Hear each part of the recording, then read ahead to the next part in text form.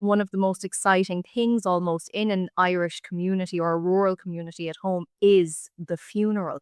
And it's also a great social event. That's what I never want Ireland to lose.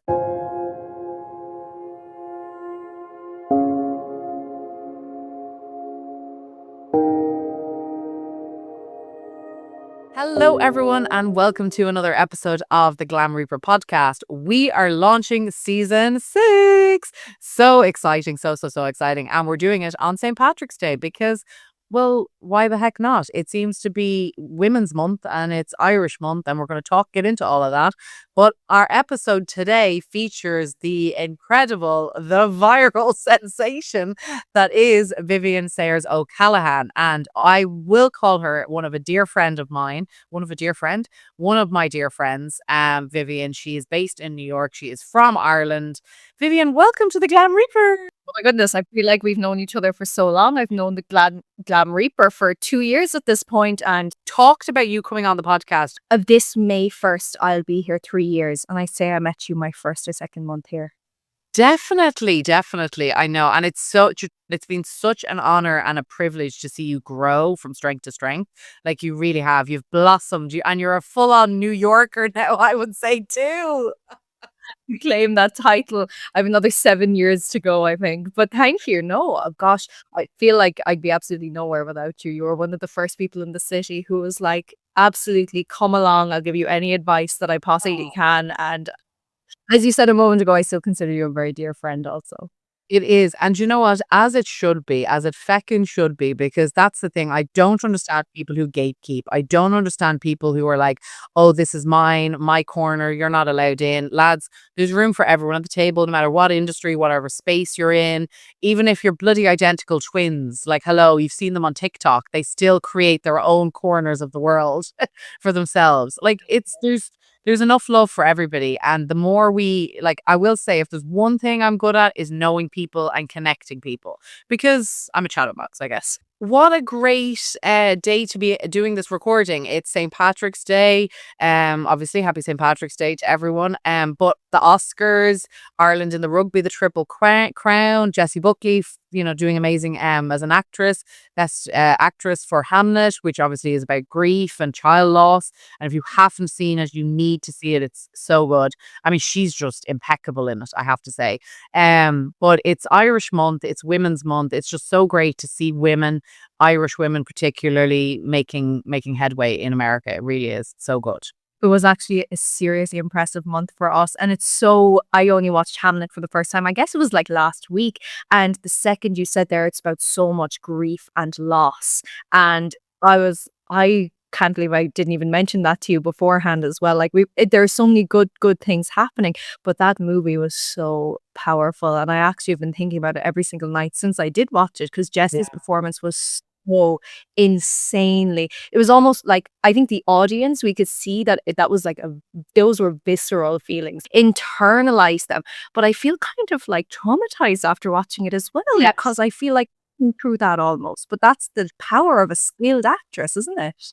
Absolutely. I mean, that wail, like, not to the spoilers in it, obviously it's about child loss. I think that's kind of clear. We're not spoiling anything in that, but her guttural scream. I mean, I have heard a mother's scream when they've lost a child, and it is something that never leaves your brain. Like it sits now in a dark corner in my brain, and like her being able to bring that, wow.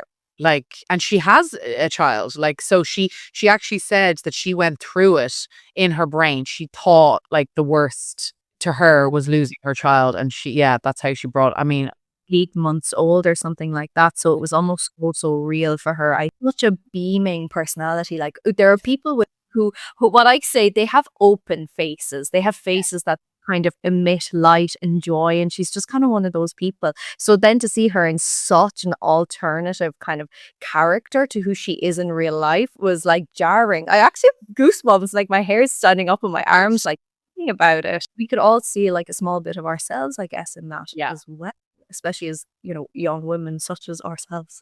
Yeah. Well, you a lot younger than I, but however, I'll take the win while I have it. And what was so funny was I was home last week in Ireland, or like whatever, it's nearly 2 weeks ago now. And actually, her family were in front of me in line at the Aer Lingus desk checking in. I mean, this is so Irish. This is so Irish.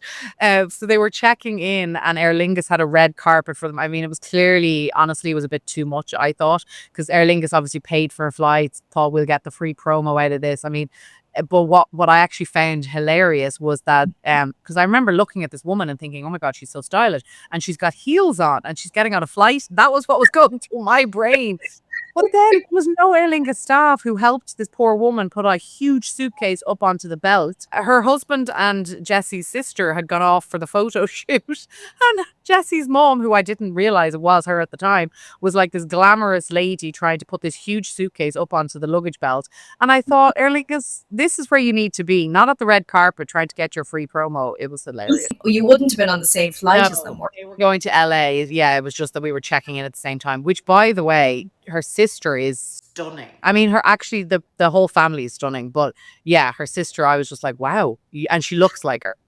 And how did you cop it was them then? Was it when you saw the red carpet? No, again, it was so Irish. I went up to the desk. Again, I had just spotted this woman, glamorous woman, and then this beautiful young woman. You know, you just kind of make note. And then I rocked up to the desk, and the girl was like, oh my God. The Aer Lingus girl who was working on the desk, that was Jessie Buckley's family. I actually laughed because, again, this is just so Irish. I said, oh my gosh, did you say anything to them other than checking them in? And she said, no.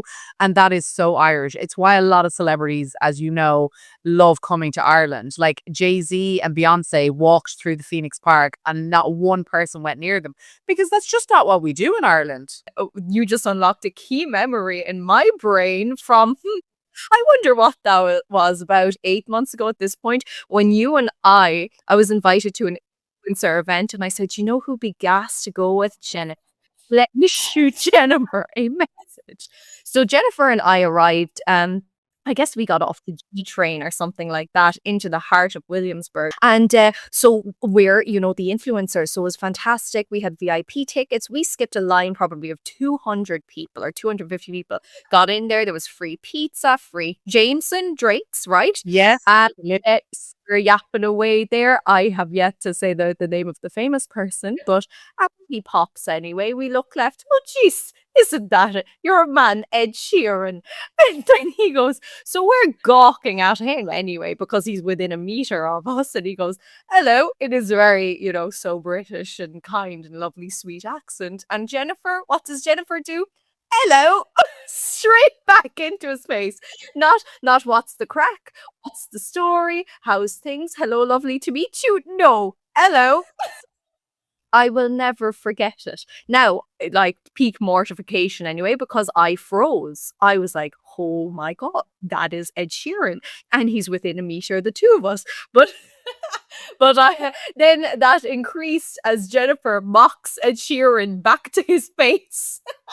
I swear, God, never in my life have I said hello, and I just don't know where it came from. It was like not something natural. It was like I turned around, I locked eyes with him, and I just hello. But I think genuinely, I think you and I, if ever either of us said anything like hilarious to each other, we'd mock each other and say it back to them. And I'd say that's where your brain went. You just went, that was so hilarious sounding. Let me do it right back to him. Ed Sheeran's English. Oh God, yeah, mortification. I mean, yeah, you just can't take me anywhere. But do you know what? It is so Irish coded, because that's the thing. We're just normal people. I do remember there was one time in New York, I was walking down the street and I did see Dustin Hoffman. And he's iconic to me. Like, I am obsessed with him. Him and Robert De Niro, oh my God. They'd be my two people. Oh, and Lionel Richie, we all know that. He walked past me, but my friend wouldn't let me talk to him. He was like, no, you just don't do that in New York. And I was like, but it's Dustin Hoffman, like the one person I really just want to say hello to. And he just wouldn't let me talk to him. And I just think, again, is that why Irish get on so well in New York? We understand celebrities and influencers. You probably even get people coming up to you, but we just leave them alone. Like, it's just mind your business. It's like, There's been a couple of times where I've had Irish people even walking down the street towards me, and I've even gotten, "Are you Vivienne, like the Irish girl?" And I said, "Yeah, there's a lot of Irish girls, but I think I might be the one you're talking about. Yeah, I see you on TikTok, whatever." And it's always the Americans that will feel comfortable saying it to you first. So it's slightly creepier, actually, what some people think. But I might get a message a day afterwards saying, "Hey, I saw you last night at this bar or this place. I didn't want to interrupt you. I didn't want to say hello. So I'm just saying hello now. Love your content, blah, blah, blah." Because we are oh, humble, kind, and generous and gentle in those ways. We don't want to weird you out. However, say maybe the day afterwards saying, "I was looking at you," was like, well, I actually got one once and I thought it was totally fine. I didn't think it was that weird. I was actually on the L train because I used to live in Ridgewood when I first moved to the city. That's where like all the Irish people land now because it's cheap and cheerful. And someone just texted me an hour afterwards. They were like, "Were you on the L train heading out to Brooklyn?" And I was like, yeah. And they were like, "Oh, I saw you, but I didn't know if it was you or not." And I was like, "Oh, isn't that funny?" And anyone I say that to, they're like, "Vivienne, run. That's so creepy." I mean, you I'm like, do have to be so careful these days. It is, yeah, you do have to be so careful because there's eyes everywhere. And I mean, there's always the running joke actually that you can't do anything, especially in New York. You cannot do anything. Somebody will know you from back home. Like, somebody will say, I had my old landlord was my mother's, my uncle's neighbor back home. Like, there's just so many connections. Yeah, you can't do anything. You can't budge. Yeah, I used to actually, when I was in New York, well, I'm still in New York, but like when it was, I actually would stay away from Irish community neighborhoods because I just felt like, no, there's too much. Yeah.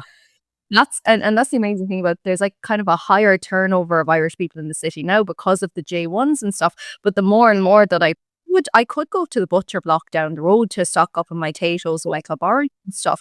And when I'd walk in, someone would either know you from the videos or, well, that's my own fault again. But someone might know you because they'll know you from the Cork Association or from the consulate events or something like that. Which I think honestly, we are so, so, so incredibly lucky to have that.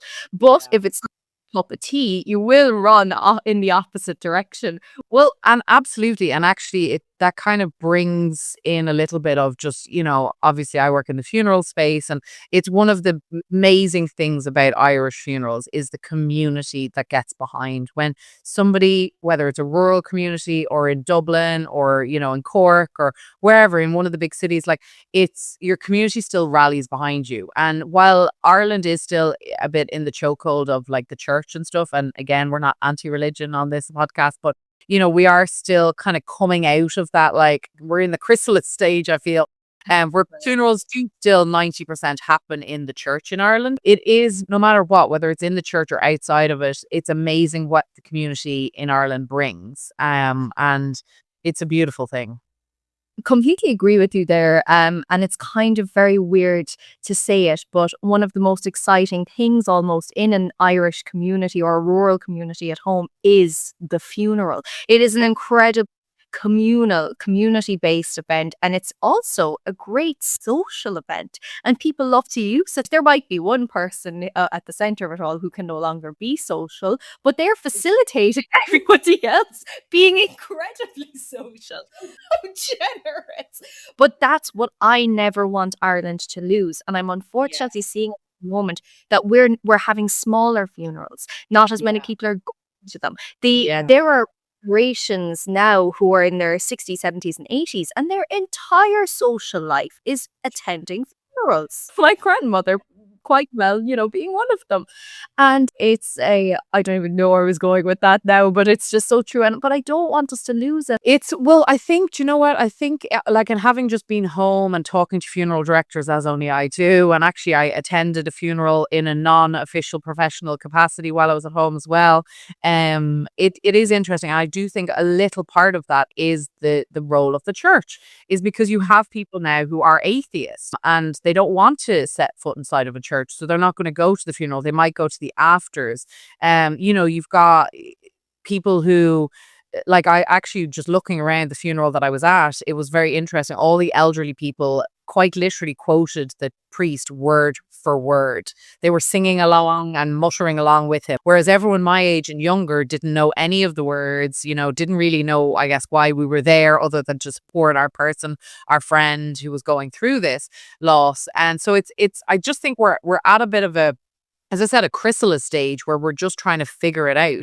Like I always joke that what we do here in America and back home is the wake 2.0, and it's bringing in that mourning, that laughter, like tears and laughter happening in the same room. And it's because of that community spirit we don't want to lose. And that shouldn't be based on religion. It shouldn't be faith based. It should be just community supporting each other, inclusiveness. I get you. That's a really interesting point that you brought up. Is the church service turning people away, perhaps, from going to funerals, and when it so often was kind of the vehicle that's grew these types of events. Yeah, yeah. So that's very interesting. I wouldn't have much of a comment on that. Love me church tunes, but you're right.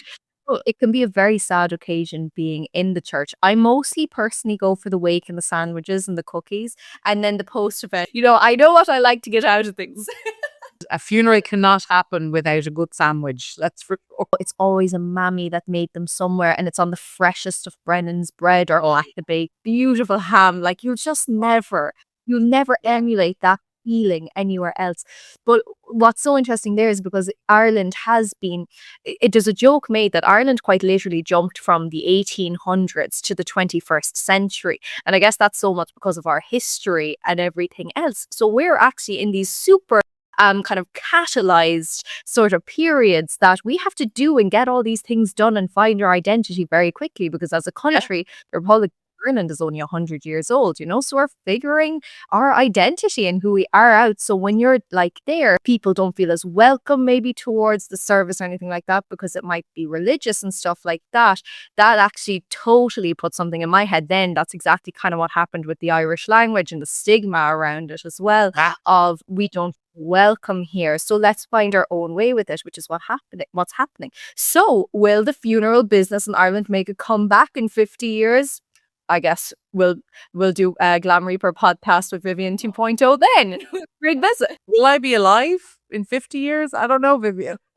Jesus Christ. Maybe the podcast will be at my own. I mean, 50 years of 94, 93, turning 94. Oh. But it is, I mean, what you're talking about, and I'm laughing because I have my St. Patrick's Day t-shirt that I absolutely love. People who are listening to this as opposed to on YouTube, it is a series of drunken people falling off chairs, and it says Irish yoga. And I wanted to talk about it because it is my favorite t-shirt. I absolutely love it because I am Irish and I love yoga and I do love a beverage, right? So it's very appropriate for Jed. However, something you and I think a lot of Irish people abroad anyway, are very passionate about. And that ties into what we just talked about, sort of community and rebirth of Ireland and all of this, is this drinking culture. Like St. Patrick's Day is today when this is going to be released. And, they're dyeing rivers green. They're serving shamrock shakes. Jesus, they're dyeing beer green. I mean, what in the Lord? And people are just using it as an excuse to get drunk. Like, there's two of my least favorite days in New York, and it's SantaCon and St. Patrick's Day, because it's just drunk people. Okay. Tomorrow will be an interesting day, all right. And it's almost a shame. There's so much to talk about here. And I'd love to begin, I'd say, by definitely saying nobody is taking the pint away. What we're looking for here, and something that you touched on there, is we're looking for the wider conversation. We're looking to broaden the Irish narrative of who we are as people, as a culture, because as my nan would say, by gum, do we have a lot to offer? Do you know? Yeah. I'll never. So, and didn't they just say, going back to the Oscars, like we have won more Oscars than any other country per capita? I totally butchered that, but one more Oscars per capita than any other country, something like that. So we have an incredibly massive creative output, and we are kind of hoping that, and by the video I made the other day, it has it didn't do incredibly well, but it still has like 200,000 views, is sort of me saying, let's drop the drinking stereotype, let's drop the green beer, and let's use St. Patrick's, not only St. Patrick's Day, but St. Patrick's season to explore the broader Irish narrative. Support an Irish shop, support an Irish owned restaurant. Why don't you learn a bit of the Irish language for the day? Go to a traditional Irish music session, of which there are hundreds and thousands across the US, and watch an Irish film, or film, as we say. I laughed so hard at your t-shirt there, like when I saw it earlier, because I was like, that is actually a very clever play on words and a clever play on the stereotype that I hadn't seen before. And I'd say, oh, isn't that gas? But then there is a percentage inside us that says, is it a small bit over? Have we pushed the drinking thing too far now? The Irish use drink as a social, the great term, a social lubricant. It helps us socialize because, as we know, we're an incredibly sort of emotionally reserved country in that we don't talk about therapy, we don't talk about emotions, and we just are hardworking people that just get on with life. And was alcohol then our social outlet? And are we still experiencing then that hangover? So there's so much to talk about here. Yeah, even just like the renaissance of the language. I mean, I have regularly incorporated the Irish tongue and Gaelic and Gaeilge done funerals os Gaeilge in Irish. And it's beautiful. Like, I've read poems, I've ended funerals on it. Like, it's just such like, I'm so proud of it. I mean, honestly, if you were to talk Irish to me, I probably wouldn't, I need to be re-immersed in it and go back to the Gaeltacht, which is something we all did as kids in school. It's such a beautiful language. Like, I don't want to lose it, and it's just great to see it coming back. But exactly as the way we keep going, when we have like Irish, not Irish, as we have Women's Month, and we have Black History Month, and all of these incredible months that we're doing. Like, I always say March is like the week and the month is, we've Irish week or whatever. Support an Irish business, learn a bit of the language, learn a bit of the culture. I mean, there's just so much to learn about Ireland. It's more than just may the road rise to meet you, the green beer, getting drunk, the corned beef and cabbage. I mean, I personally never ate corned beef and cabbage growing up. I didn't. I used to be offended by it because people would be like, that's actually why I started my TikTok in the first place, was because I lived in Boston, which was a highly concentrated like Irish American and Irish population. And it was often the narrative, oh, you're Irish, you must love to drink. Do you like potatoes? Tell me about the potato famine. What's your opinion of the Queen of England? My God, I was never asked that question in my entire life. What even is her name? I don't even know. I know it's a man now, right? But so much of that narrative. But the corned beef and cabbage one was something that would come up as well. And I used to be sort of like, we don't eat that. That's not even in Ireland. But what I've come to learn is that it mightn't be Irish, but corned beef and cabbage is so deeply Irish American. The cultures are similar, not incredibly similar, but we have two things that we're celebrating here, and both of them need to be cherished equally. But when people said, oh, you corned beef and cabbage, I was like, no, ew, what's that? Yeah. Well, and it's honestly, it's, as you just said, it's two separate things that are kind of coexist, right? Like, so originally, like Halloween, another Irish holiday, because it was Ian and Samhain in general. Like, we know it today as the pumpkins, but originally it was turnips because they couldn't afford, pumpkins weren't a thing we could afford. And that is how corned beef came about. Is I grew up having boiled ham, which actually sounds awful, even though it's delicious.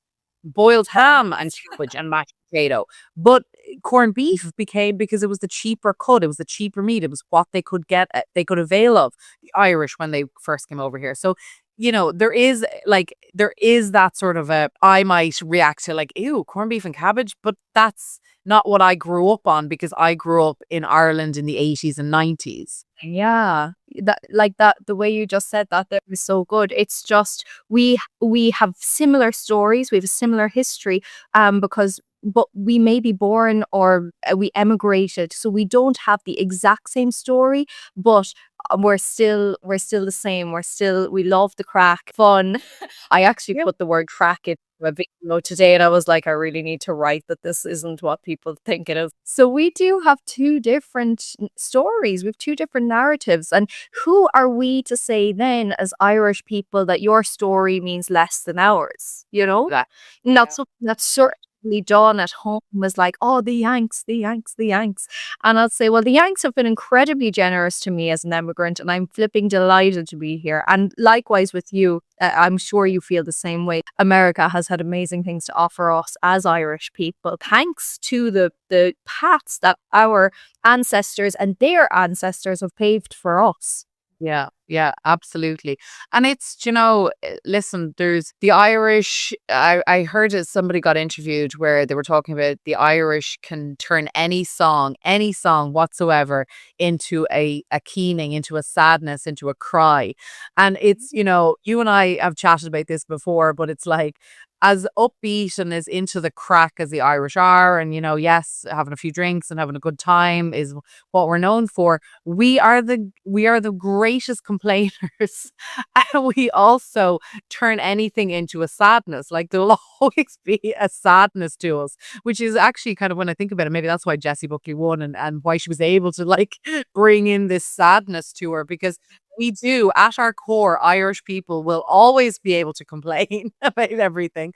And we do have this innate kind of a deep down. You're right. Like the word you mentioned there, the keening, which is the kind of anglicization for the Irish language word cuina, which Yeah, is crying. essentially. And that goes way back then into your old funeral and Irish traditions. Of the keener, the ban cuinta, which is the woman who would cry, and was hired actually to Yeah. cry at funerals. They were hired. There were multiple women that would come and do this sad Mm. wailing that we find a lot now, and like remnants of it in the Shannon singing, the Irish, Yes. the old style vocal Irish singing. Wow, that was some pathway we just went from the last conversation. And that's why this episode, I think, is just so good, because I mean, I've had Irish guests on here as well, but we haven't we've delved into their different stories of loss and love, and or funeral related or whatever it might be. But this is really talking about culture, and like, we are this complex combination, which is what I always try to bring into the modern day memorials, which is this equivalent of celebrating a life and mourning a loss. So this trauma driven sadness that Irish people have innately, but also this other yin to yang ability to look and have the crack and chat to whoever, the person beside you on the bus. Like, we just have this beautiful yin and yang in us. You're so right. Because you and I mean, we both know each other. We are well able to complain, but I think our country it has made such strong, hardworking people that we're Yeah. like, you know what, better days are on the way. We know where to find silver lining in things, and I think that's why as well that people like us come to the States as well, because we have ambition and we're like, there is an opportunity there, and there's an opportunity for us to be ourselves as well and actually grow as Irish people, which thankfully the US has given both of us such a massive stage for, and we're so lucky that way. Absolutely. Well, listen, I mean, listen, you and I could chat for forever, but I am going to wind this up on that lovely note of little bit of crack, maybe a little bit of crying, and both of them to your St. Patrick's Day, or whenever you're listening to this. You can both can coexist at the same time, and that's a very Irish thing to do.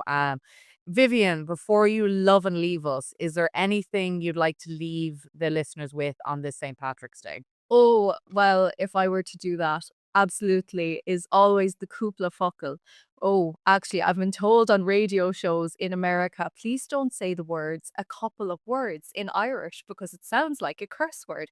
So, cúpla focal. And I think something that you can bring so simply and easily into your St. Patrick's Day, some way that you can kind of bring the Irish language into your life a small bit more, which is what I'm doing here in the US. I'm trying to help people do, is to replace a very, very simple word that we say in English with an Irish one and say the word slán.